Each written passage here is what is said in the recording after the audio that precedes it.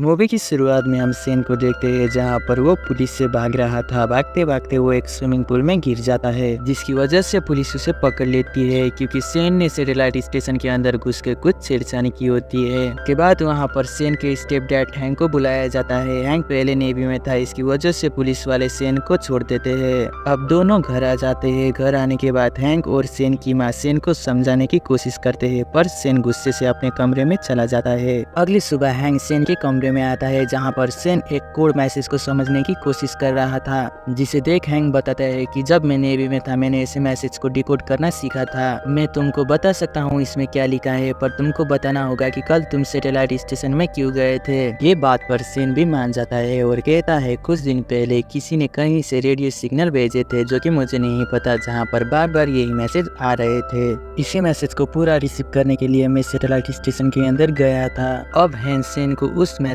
का मतलब बताता है जिसमें लिखा हुआ था द आइलैंड इज रियल। ये जानने के बाद सेन बहुत ही खुश हो जाता है। आगे उस मैसेज में 3 किताब के बारे में जिक्र किया था। के बाद सेन उन तीनों किताब को निकाल कर देखता है। तीनों किताब पर अलग अलग नक्शे थे, जिसे देख पहले तो इन्हें कुछ समझ नहीं आता, पर हैंक उन तीनों नक्शों को एक साथ रख देता है जिससे इनको एक नया नक्शा मिल जाता है। उस नक्शे के नीचे उस जगह का कोऑर्डिनेट्स भी होता है। अब सेन उस जगह पर जाना चाहता है, पर हैंक उसे मना कर देता है और कहता है तुम ऐसे इंसान ने भेजे हुए मैसेज के पीछे जा रहे हो जिसे तुम जानते भी नहीं हो। तभी सेन बताता है कि ये मैसेज भेजने वाले और कोई नहीं, मेरे ही दादा एलेक्जेंडर है, जिन्होंने अपनी सारी उम्र इसी तरह के मिस्टीरियस आइलैंड ढूंढने में बिताई है और वो पिछले 2 सालों से गायब है। मुझे लगता है कि उन्होंने वो मिस्टीरियस आइलैंड को ढूंढ लिया है, इसकी वजह से मुझे वहाँ पर जाना ही होगा। हैंक सेन को अकेले भेजना नहीं चाहता था, इसलिए हैंक भी सेन के साथ उस जगह पर जाने के लिए तैयार हो जाता है। उसके बाद ये दोनों पलाव नाम की एक जगह पर पहुँच जाते हैं और वहाँ से कोई भी इनकी बताई हुई लोकेशन पर जाने के लिए तैयार नहीं होता, क्योंकि उस जगह पर बहुत ज्यादा तूफान आते थे। पर तभी वहाँ पर गोबाटो नाम का एक आदमी उस जगह पर जाने के लिए तैयार हो जाता है, जिसके बदले वो इनसे $3000 की डिमांड करता है। उसकी एक बेटी भी होती है जिसका नाम कैलानी होता है, जिसे देखते ही चैन उसकी तरफ अट्रैक्ट होता है। उसके बाद ये चारों लोग हेलीकॉप्टर से उस जगह पर चले जाते हैं। कुछ देर बाद ये चारों लोग वहाँ पर पहुँच जाते हैं, पर वहाँ पर बहुत बड़ा तूफान आया था। सेन बताता है कि हमें उस तूफान के अंदर से जाना होगा, क्योंकि उस किताब में ऐसा ही लिखा हुआ था। चैन की बातों पर कोई विश्वास नहीं करता, पर अब हेलीकॉप्टर भी खराब हो चुका था, जिसकी वजह से ये खुद ब खुद उस तूफान के अंदर पहुंच जाते हैं, जिसकी वजह से इनका हेलीकॉप्टर क्रैश हो जाता है। जब इनकी आंखें खुलती है तो ये सब एक समुद्र के किनारे पर होते हैं। वहाँ पर इन्हें एक गुफा दिखती है। ये सब उसके अंदर जाते हैं। जब ये लोग उस गुफा की दूसरी तरफ पहुँचते हैं तो इन सब की आंखें खुली की खुली रह जाती है, क्योंकि वो आइलैंड जिसकी तलाश में ये सब गए थे उन्हें वो आइलैंड दिख जाती है और वो बहुत ही खूबसूरत होती है। वो आइलैंड हमारी दुनिया से बिल्कुल ही उल्टी होती है, जहाँ पर सभी बड़ी चीज छोटी और सभी छोटी चीज बड़ी होती है। जैसे कि हमारी दुनिया में तितलियाँ बहुत छोटी और हाथी बहुत बड़े होते हैं, पर वहाँ पर तितलियाँ बड़ी और हाथी बहुत ही छोटे होते हैं। वो सभी दूर धुएं को देखते हैं। सेन बताता है कि ये मेरे दादाजी हो सकते हैं, जिसके बाद ये सारे लोग उसकी तरफ बढ़ते हैं। रास्ते पे इन्हें बहुत बड़े बड़े अंडे दिखाई देती है जो कि छिपकली की होती है। वो छिपकली भी वहीं पर होती है जो कि बहुत बड़ी होती है। वो छिपकली इन सब को देख लेती है। के बाद वो छिपकली इन सब पर हमला करने लगती है। ये सभी वहाँ से इधर उधर भागते हैं, पर छिपकली इन सभी को पकड़ लेती है। इससे पहले छिपकली इन सभी को खाए, छिपकली पर कोई हमला करके उसे बेहोश कर देता है। अगले ही पल हम देखते हैं कि वो और कोई नहीं बल्कि सेन के दादाजी एलेक्जेंडर होते हैं। के बाद सेन के दादाजी उन सभी को अपनी जगह जहाँ पर वो रहते थे वहाँ पर ले जाते हैं। वहाँ पर सभी चीजों की सुविधा होती है। वहाँ पर एक रेडियो भी होती है जिसे सेन के दादाजी खुद ने बनाया होता है, और उसी रेडियो की मदद से सेन के दादाजी ने सेन को उस मैसेज को भेजा था। उसके बाद कैलानी कहती है क्यों ना हम इस रेडियो की मदद से यहाँ पर मदद को बुलाए, पर सेन के दादाजी कहते हैं इसके लिए सैटेलाइट को सही जगह पर होना चाहिए, जिसके लिए 2 हफ्ता का समय लगेगा। अगले दिन सेन के दादाजी एलेक्जेंडर सबको एक जगह पर लेकर जाते हैं जहाँ पर एक बहुत ही खूबसूरत शहर होता है जिसका नाम द एटलांटिक सिटी था, जिसे देख हैंक कहता है कि ये शहर तो समुद्र के नीचे डूबा था, फिर ये यहाँ पर कैसे हो सकता है। एलेक्जेंडर कहते हैं कि ये आइलैंड एक समय रेखा पर चलता है जहाँ पर ये 70 साल समुद्र के नीचे रहता है तो 70 साल समुद्र के ऊपर। एलेक्जेंडर बताते हैं कि मेरे कैलकुलेशन के हिसाब से अब फिर से 14 साल बाद ये आइलैंड समुद्र के नीचे डूब जाएगा। ये खोज मुझे अपने पोते को दिखाना था, इसलिए मैंने सेन को इस जगह के बारे में मैसेज भेजे थे। सभी लोग उस खूबसूरत शहर को देख रहे थे। तभी हैंक उस जगह की पानी को टेस्ट करता है। हैंक बताता है कि ये खारा पानी है और खारा पानी जमीन के इतने अंदर तभी आ सकता है जब वो नीचे से आए हो, जिसका मतलब ये होता है कि ये जगह अब 2-3 दिन में डूबने वाली है। और अलेक्जेंडर इस बात पर विश्वास नहीं करते क्योंकि उनके कैलकुलेशन के हिसाब से इस जगह को डूबने में अभी भी 13-14 साल बाकी था। हैंग उन्हें और अच्छी तरह से समझाता है, जिसके बाद उन्हें भी ये बात समझ आ जाती है। अब 3 दिन के बाद इन सबको यहाँ से निकलना होगा, पर यहाँ से निकलने के लिए इनके पास कोई भी साधन नहीं था। तभी सेन को किताब में लिखी बात याद आती है, जहाँ पर कैप्टन नीमो के सबमरीन के बारे में लिखा था, जिसको कैप्टन नीमो ने 1817 में बनाया था, जो कि इसी आइलैंड पर कहीं छुपाया था। ये बात उस किताब में नहीं लिखा था। उसके बाद अलेक्जेंडर सबको कैप्टन नीमो की समाधि पर लेकर जाते हैं। दरअसल कैप्टन नीमो की मौत के बाद उसको इसी आइलैंड पर दफनाया था। उनको दफनाते वक्त उनके डायरी को भी उनके साथ दफनाया होता है, जिस पर उस सबमरीन के बारे में लिखा था। अब कैलानी उस डायरी को लेने के लिए उस समाधि के अंदर चली जाती है। जैसे ही वो उस डायरी को निकालती है, वो समाधि गिरने लगती है, पर कैलानी जैसे तैसे करके वहाँ से बाहर आ जाती है। जिसके बाद अलेक्जेंडर उस डायरी को पढ़ते हैं, जहाँ उन्हें पता चलती है कि सबमरीन इसी आइलैंड की दूसरी तरफ ज्वालामुखी के पास है। के बाद ये सभी लोग उस सबमरीन की तरफ चले जाते हैं। रास्ते पे इन्हें बहुत सारे मुसीबत का सामना करना पड़ता है, फिर भी ये लोग आगे बढ़ते ही रहते हैं क्योंकि इनके पास बहुत कम समय था। रास्ते में ये लोग एक ज्वालामुखी को देखते हैं जो कि सोना उगल रहा था, जिसे देख सेन और गबाटो वहाँ पर जाने के लिए कहते हैं, पर हैंग मना कर देता है क्योंकि उन्हें जल्दी से जल्दी वहाँ से निकलना था। कैलानी भी अपने पिता और सेन को समझाती है, जिसके बाद ये लोग आगे बढ़ते हैं। भी इनको आगे एक बहुत बड़ी पहाड़ दिखाई देती है, जिसकी दूसरी तरफ इन सबको जाना था। अलेक्जेंडर एक बड़ी मधुमक्खी के ऊपर चढ़ते हैं और सभी उन मधुमक्खी के ऊपर बैठकर पहाड़ की दूसरी तरफ चले जाते हैं। ये सब उस पहाड़ के ऊपर पहुंच जाते हैं। अब वहाँ पर रात भी हो चुकी थी, जिसकी वजह से ये सभी लोग वहीं पर सो जाते हैं। और कैलानी के पिता उस सोने की ज्वालामुखी के पास चले जाते हैं क्योंकि कैलानी के पिता अपनी बेटी को किसी अच्छे कॉलेज में पढ़ाना चाहते थे। दूसरे दिन सुबह जब ये लोग उठते हैं तो उनके आसपास पानी बहना शुरू हो गया था और कैलानी के पिता भी नहीं होते हैं। कैलानी अपने पिता को लेने के लिए जाने लगती है, उसके साथ अलेक्जेंडर भी जाने के लिए तैयार हो जाते हैं। उसके बाद सेन और हैंग भी सबमरीन को ढूंढने निकलते हैं। कुछ देर में सेन और हैंग भी उस जगह पर पहुंच जाते हैं, पर वहां पर सबमरीन नहीं होता है। दरअसल समुद्र की पानी ऊपर आने की वजह से सबमरीन डूब चुका था। के बाद ये दोनों समुद्र के अंदर जाके उस सबमरीन को निकालने का प्लान बनाते हैं। ये दोनों समुद्र के अंदर सबमरीन को ढूंढ लेते हैं। उसके अंदर जाने के लिए दरवाजे खोलने लगते हैं। तभी वहाँ पर इलेक्ट्रिक हील मछली आ जाती है, जिसकी जबड़े में हजारों वोल्ट की करंट होती है। वो इन पर हमला करती है, पर ये लोग बच जाते हैं और इससे पहले वो इन पर फिर से हमला करे ये समुद्र के अंदर आ जाते हैं। ये लोग सबमरीन को स्टार्ट करते हैं, पर सबमरीन की बैटरी डेड होने की वजह से सबमरीन स्टार्ट नहीं होता है। इसे स्टार्ट करने के लिए इनको इलेक्ट्रिक झटका की जरूरत पड़ती है, जिसके लिए हैंग इंजन की वायर को एक लोहे की रॉड से जोड़कर बाहर आ जाता है, जहाँ से इलेक्ट्रिक ईल की जबड़े में उस लोहे की रॉड को घुसाकर इंजन को इलेक्ट्रिक झटका दे सके। अब इलेक्ट्रिक ईल हैंग के ऊपर हमला करने के लिए उसकी तरफ आती है। वो उस रॉड को उसकी जबड़े में फंसा देता है, जिससे सबमरीन स्टार्ट हो जाती है। दूसरी तरफ कैलानी, उसके पिता और अलेक्जेंडर भी वहाँ पर आ चुके थे, पर ज्वालामुखी फटने की वजह से वो सभी एक चट्टान के ऊपर फंस जाते हैं। इससे पहले समुद्र की लहर इनसे टकराए वो सभी समुद्र के अंदर कूद जाते हैं और तभी वहाँ पर हैंग और सेन भी सबमरीन को लेकर आ जाते हैं और सभी को अंदर ले लेते हैं। अब ये सभी लोग बच चुके थे। ये सभी बहुत खुश होते हैं। उसके बाद हमें 6 महीने बाद की सीन को दिखाया जाता है, जहाँ पर कैलानी के पिता गबाटो उस सबमरीन से लोगों को समुद्र के अंदर घुमाने का काम करते हैं। दूसरी तरफ हैंग, अलेक्जेंडर, कैलानी, सेन और उसकी माँ भी एक साथ होते हैं। दरअसल सेन और कैलानी एक दूसरे को प्यार करने लगे थे।